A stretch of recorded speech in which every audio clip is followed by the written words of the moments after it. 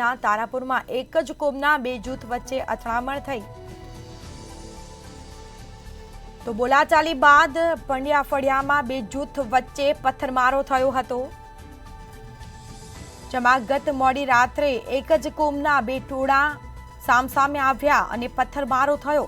પથ્થરમારાની ઘટનામાં 4 લોકો ઘાયલ થયા તો ઘાયલ લોકોને કરમસદ મેડિકલ હોસ્પિટલમાં દાખલ કરવામાં આવ્યા, સારવાર અર્થે લઈ જવામાં આવ્યા છે। તો રસ્તામાં બાઇક ધોવા બાબતે બોલાચાલી થઈ, નજીવી બાબતે બોલાચાલી થઈ અને મામલો ઉગ્ર બન્યો। તારાપુરમાં પોલીસ બંદોબસ્ત પણ ગોઠવવામાં આવ્યો છે।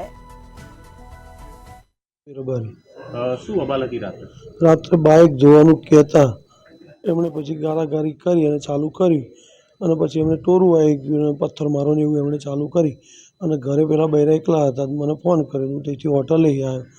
હોટલે આવ્યા પછી એમણે વધારે થોડુંક જાડું કર્યું, એમાં એમને પથ્થરમારામાં 4 જણને ઈજા થઈ। મને થઈ છે, નવીનભાઈને થઈ છે, દશરથ પેલા છોકરાને થઈ છે અને ગોપાલભાઈ રબારીને થઈ છે। ઈજાગ્રસ્તોને ક્યાં ખસેડ્યા છે અને પરિસ્થિતિ હાલ છે? અત્યારે હાલમાં નવીનભાઈને મેડિકલમાં ખસેડેલા છે, અત્યારે ઓપરેશન કરવાનું છે। જી, આપનું નામ?